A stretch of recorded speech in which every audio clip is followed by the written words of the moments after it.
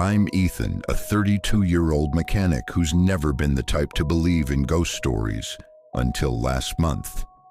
I'd just gone through a messy breakup and needed a cheap place to crash, so I rented this rundown apartment on the edge of town.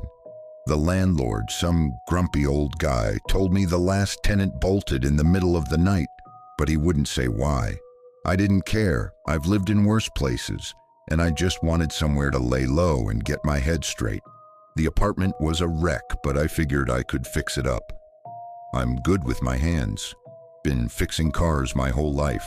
Still, the place had a bad vibe. The air was always damp, like it had just rained, and there was this mildew stench I couldn't scrub out, no matter how much bleach I used. The bathroom was the worst part.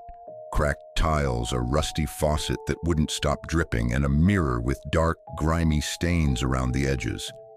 Every time I looked in that mirror, I got this gut feeling like someone was staring back at me. I shook it off. I'm not some kid who gets spooked by shadows. I've got enough real problems to deal with. One night, I got home late from the garage, around midnight, covered in grease and dead tired. I was brushing my teeth, trying to wind down, when I heard it, a faint drip, drip, drip, coming from the shower. I turned off the faucet, figuring I'd left it on, but the sound kept going.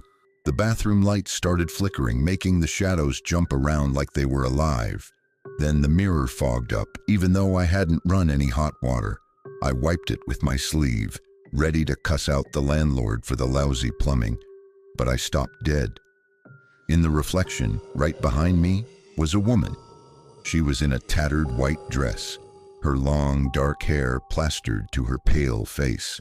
Her eyes were black, hollow pits, and her mouth was twisted into a silent scream. Water dripped from her, pooling on the floor like she'd just crawled out of a swamp. I spun around, my fists up, ready to deck whoever was messing with me, but the bathroom was empty. My heart was pounding like a jackhammer. The dripping got louder, faster. Drip, drip, drip. I ripped the shower curtain back, thinking maybe a pipe was busted, but there was nothing. Just as I turned back, the lights cut out. I was standing in the total darkness, and then I heard a raspy whisper right in my ear. "You shouldn't have looked," I shouted. "Who's there?" and fumbled for my phone, hands shaking like I'd never admit to anyone. I turned on the flashlight and aimed it at the mirror. It was clear now, no fog, no woman. But the dripping didn't stop. I got out of there fast and slept with every light in the apartment on. The next morning I tried to laugh it off. I'm a grown man. Ghosts aren't real, right? I called my buddy Jake, who's always watching those creepy YouTube channels, to tell him what happened. I thought he'd bust my chops, but he got real quiet. "Man, that sounds like a bad sign," he said. "You need to look into this." I didn't want to buy into his nonsense, but I couldn't shake the feeling of being watched. That night, I decided to set up my phone to record the bathroom while I slept. I figured if I caught nothing on camera, I could prove to myself I was just losing it. I woke up at 2:47 a.m. to the sound of running water. My gut dropped. It was coming from the bathroom. The door was cracked open, even though I'd slammed it shut before bed. I grabbed my phone and played the recording. At first, it was just the empty bathroom, the faucet dripping like always. But at 3 a.m., the mirror fogged up again. A shadowy figure appeared in the reflection, the same woman, her black eyes staring right at the camera. She reached out, her pale hand pressing against the glass, like she was trying to claw her way out. Then the video cut to static. I nearly chucked my phone across the room. I didn't sleep after that. The next day, I went to the library to dig into the building's history. I'm not big on reading, but I needed to know what I was dealing with. After hours of digging through old newspapers, I found an article from 1983. A woman named Clara had drowned in this apartment, in that exact bathtub. Her husband found her, but the police called it an accident. The article said neighbors heard her screaming about something in the mirror. The night before she died, I felt like I was gonna be sick. That was my bathroom. This wasn't just in my head. That night, I decided to take control. I'm not the type to run from a fight, even if it's with a ghost. I stood in the bathroom staring at the mirror and yelled, "Clara, if you're here, show yourself." The dripping stopped. The air turned ice cold and the mirror fogged up instantly.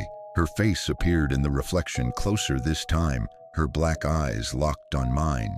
She whispered, "You see me?"